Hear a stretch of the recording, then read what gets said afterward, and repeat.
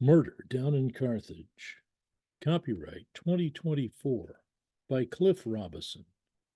Chapter 1. There's a party down in Carthage, in the old town Punic Square, and all the peeps who don't believe you know they'll all be there. The train was running late. There had been an interminable delay in leaving Salinas. Apparently, there was some sort of drama going on in the business class car, but now the darkness was rolling smoothly past the windows. A string of lights off to his left, to the west, he supposed, marked the US 101 highway. At some point soon, probably near Gilroy, he guessed that the freeway would be harder to spot, but for the moment it ran nearly parallel. Jake reached up and clicked on the small light overhead, putting a tiny spot on his lap, somewhat adjacent to his tray table. In the dim light it offered, he could make out his own writing on the steno pad, but not very well. The pamphlet from the OAR lay beside it, also somewhat obscured.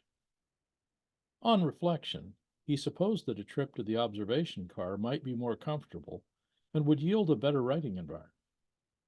It would provide better lighting and tables on which to write.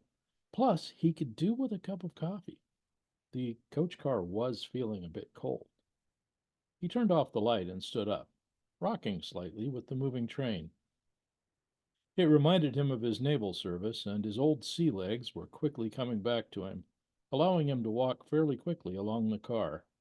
He set his feet as far apart as the aisle allowed, keeping him stable side to side, and he leaned forward, allowing his momentum to pull him onward. The next car forward was also a coach car, and then there was a business class car. Business class looked much like coach, except that it had leather seats and was less full. He couldn't help noticing one large middle-aged lady, covered by a plush purple coat and wearing a furry purple hat that reminded him of a Soviet premier. She scowled at him as he passed by. The observation car was mostly empty, since the darkness offered little to observe. He made his way down the narrow steps to the snack bar, and moments later returned carrying a cup of coffee. He arrayed the coffee, a ballpoint pen, and his steno pad on one of the cafe-style booths at one end of the car. He sipped the coffee and glanced at the steno pad. Thus far, he had written, "I would like to thank the OAR for inviting me to speak the keynote address." Below that, the steno pad was blank. He murmured the sentence aloud in hopes that it would flow into another phrase, and then another, until he established a bit of momentum. It did not do so. He took another sip of the hot, sweet, and somewhat decent coffee. It was much better than he had feared. He had expected something akin to the horrible brew that the Navy had taught him to swill, so finding it potable and pleasant was a nice surprise. Now, back to the address. He supposed it would be easier to write an address if he knew something about the organization. He hadn't heard of them at all until 3 days prior, when Father Summers, over at St. Paul's Episcopalian, had begged him to fill in. No one else, Summers claimed, could possibly serve.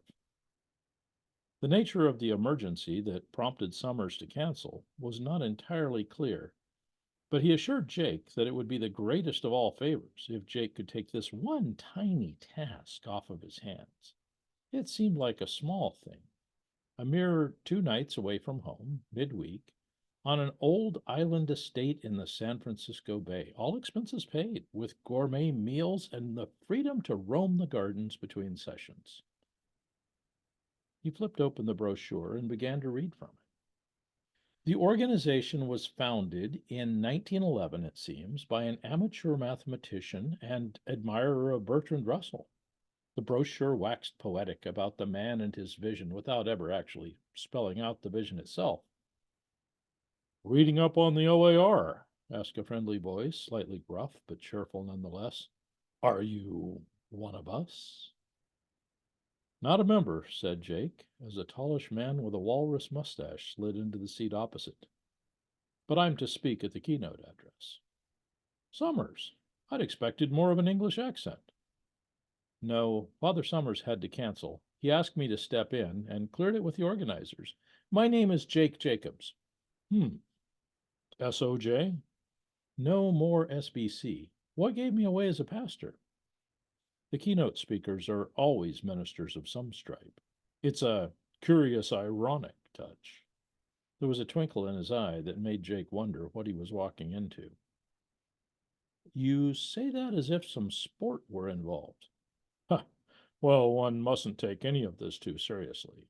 For the most part, it's an excuse to escape the college for a few days. My name is Rodel Dobrazamari.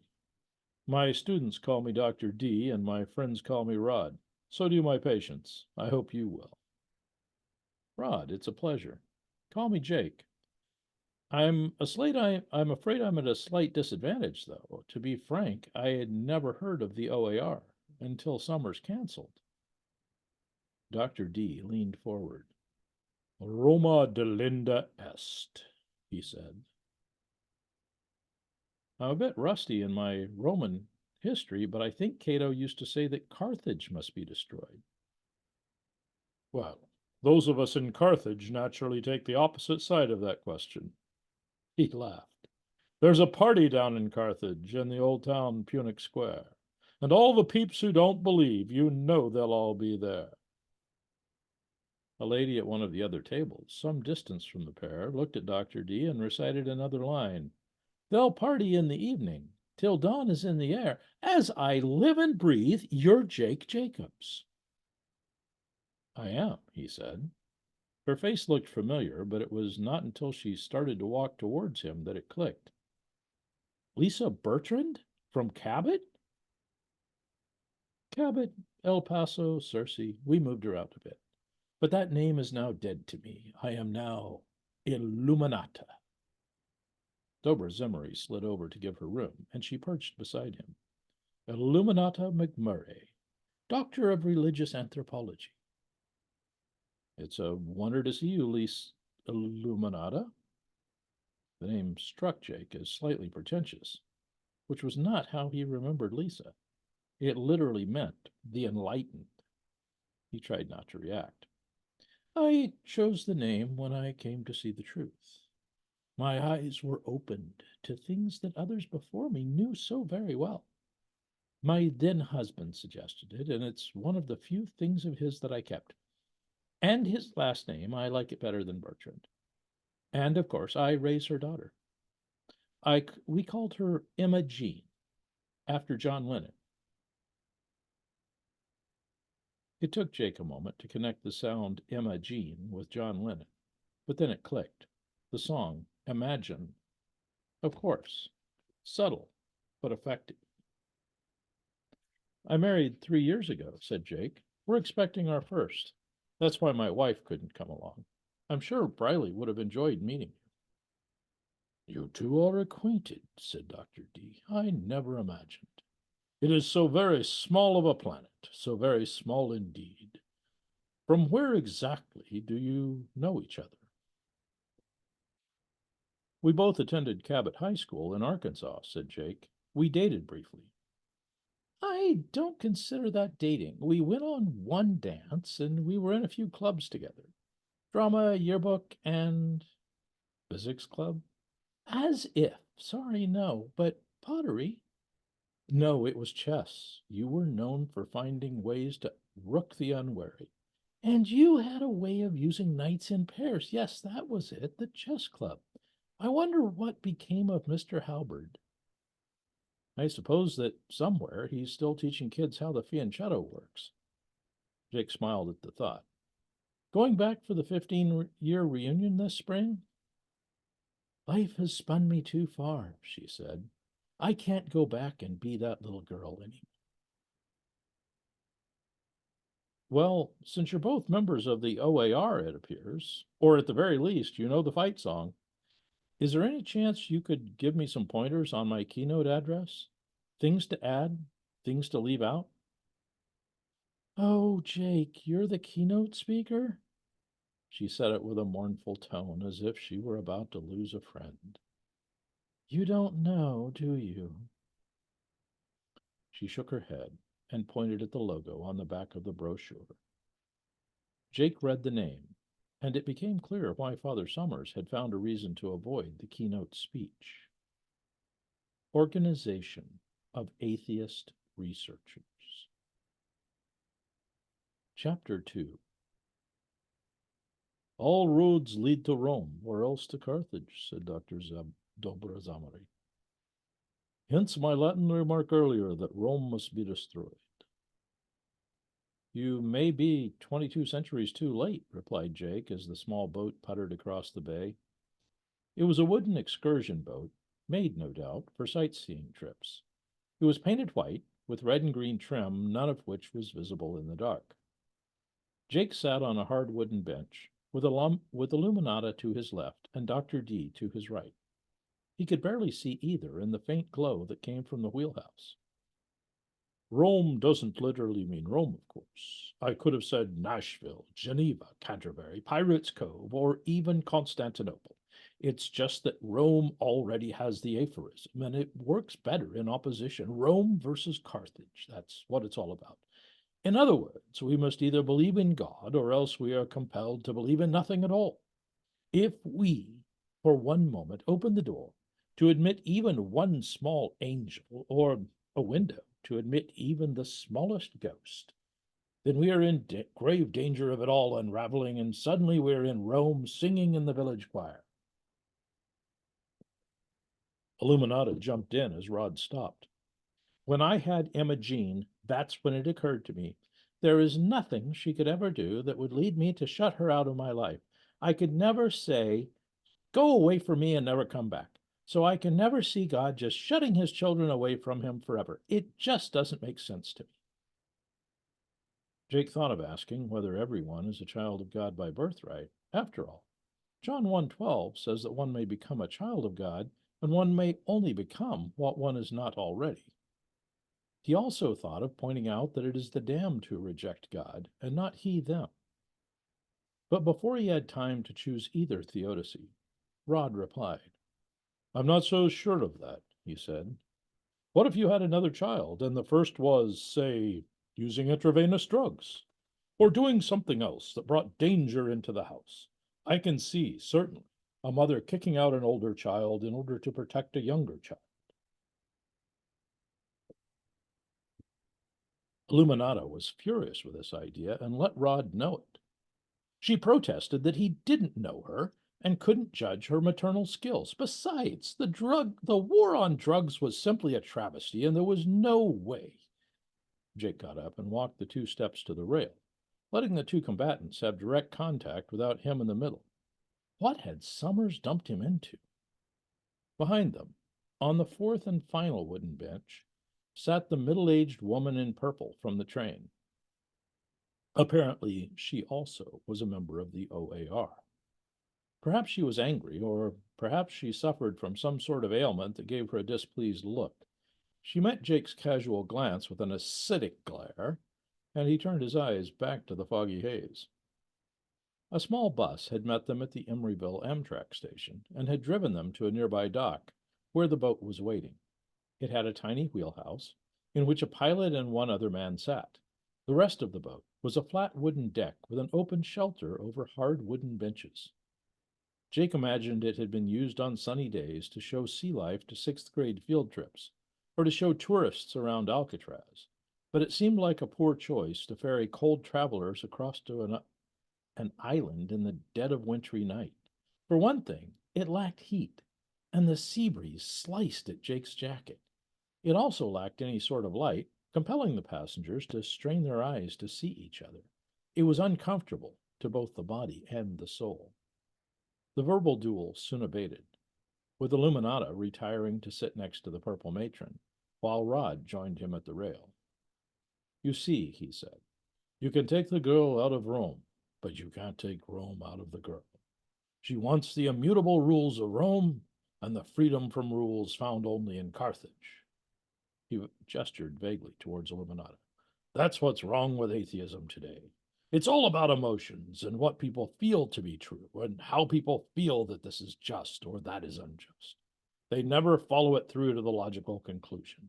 None of that stuff matters to them. Justice and feelings don't matter at all? Not for those of us who live in Carthage. You remember our sacrifices, don't you? Jake did. Why must we meet in Carthage, with blood upon the ground? Canterbury's neater and a cleaner, greener town. Rome is nice this time of year, and Nashville has its charm. Why must we meet in Carthage, where the children come to harm? Nice, said Rod. Was that off the cuff?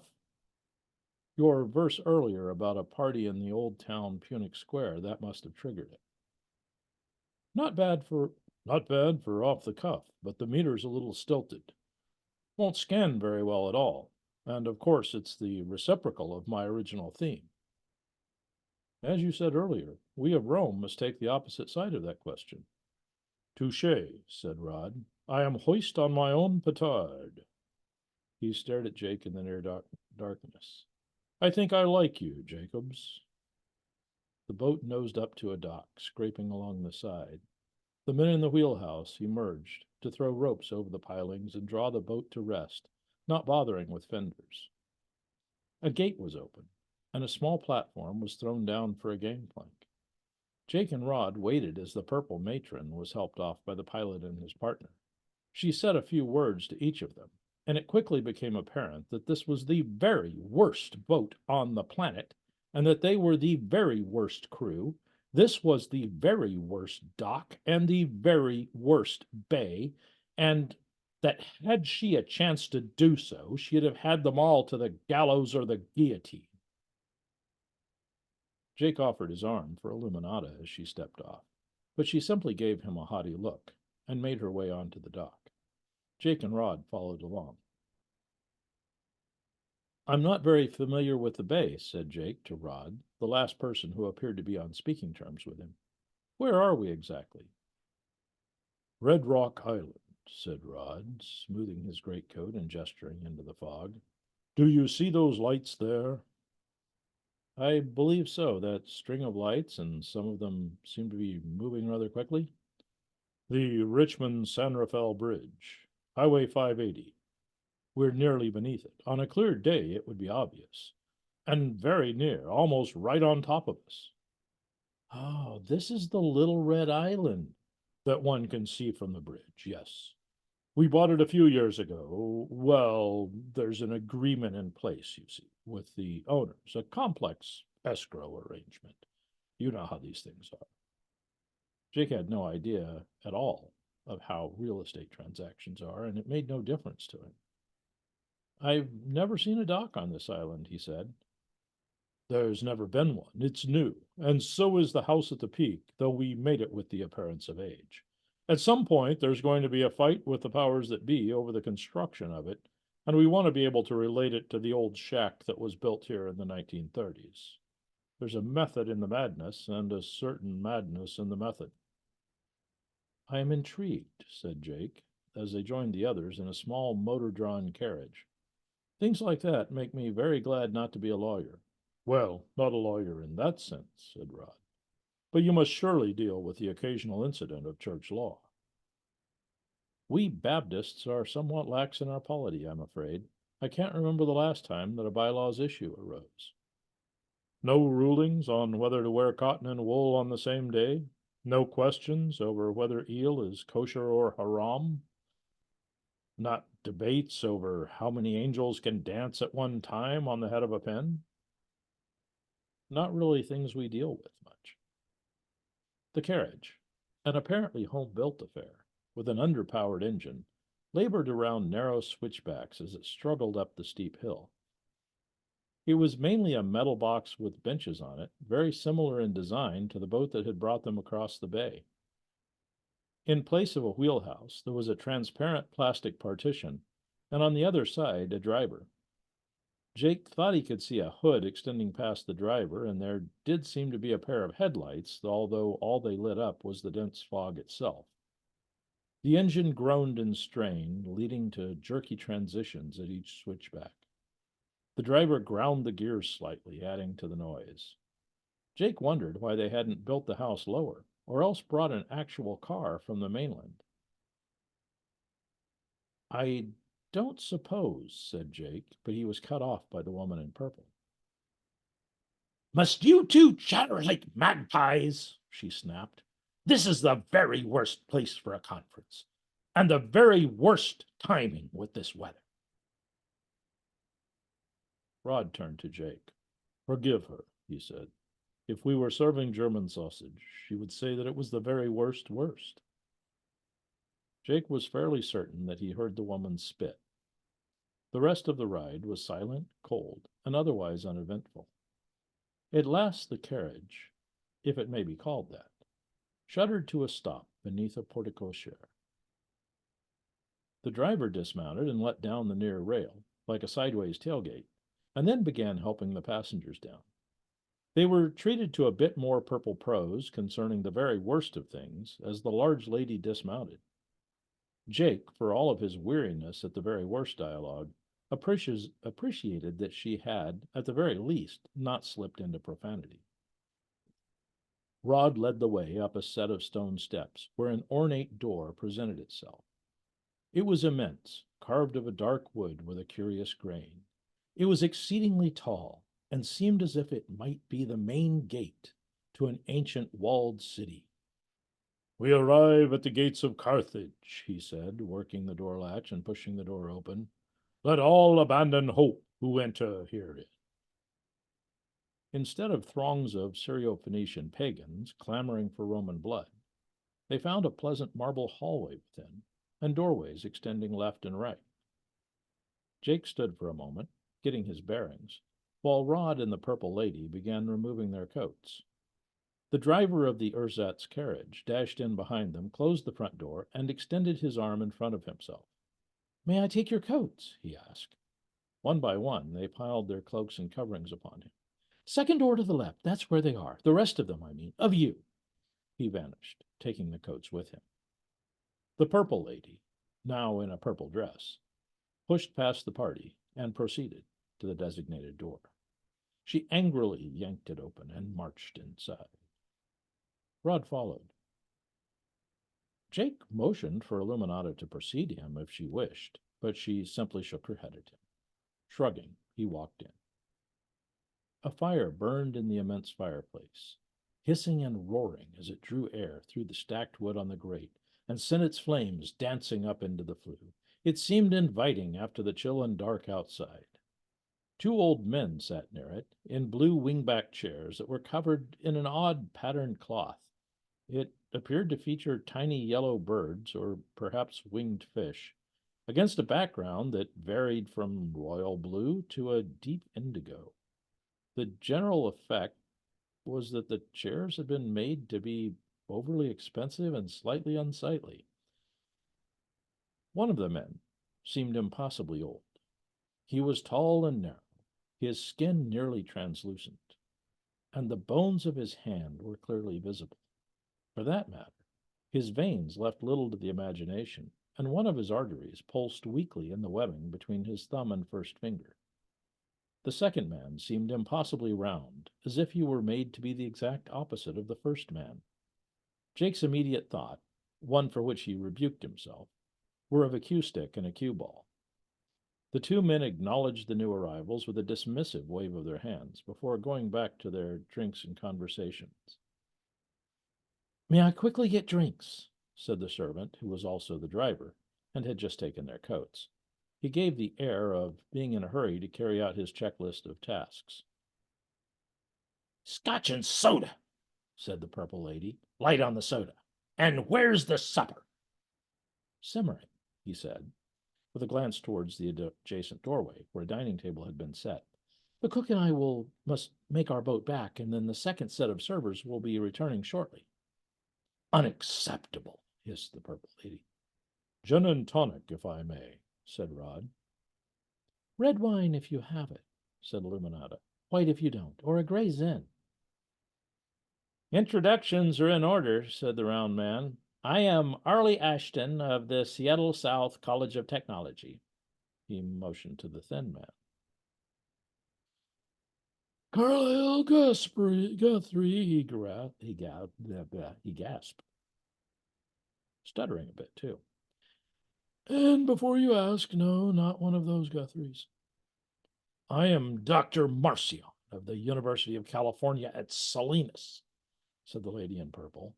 UCS, they had to give it those initials, so everyone thinks I'm down at USC, the University of Spoiled Children.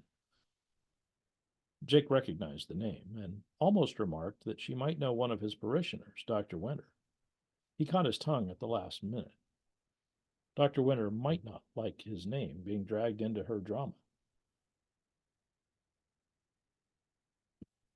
Now, doctor, said Rod, I'm sure that the regents of the University of California did not intend it as a personal slight. By the way, is there a first name by which we might call you? I have one, but just you try calling me by it, she snapped. And just who are you, anyway?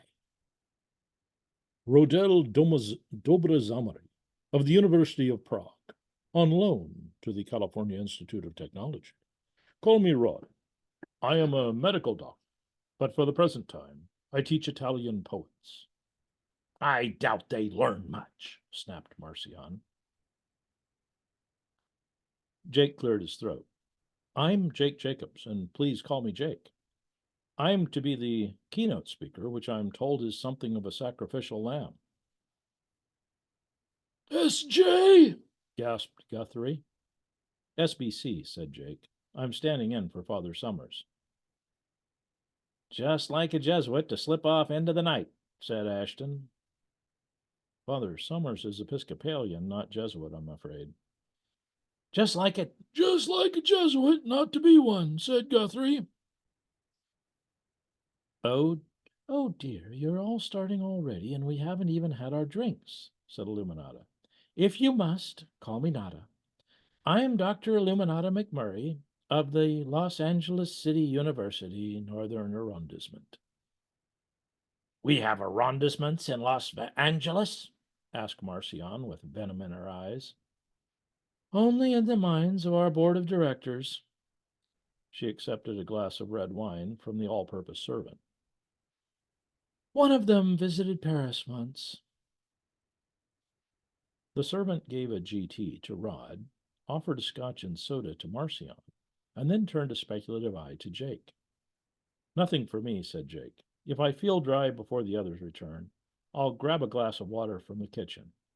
Bless you, breathed the servant, vanishing into the dining room in a blur.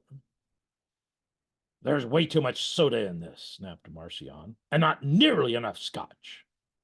Her warranty call was in vain, however, as the butler and driver had gone. There was a crash of thunder, surprisingly audible in the small mansion.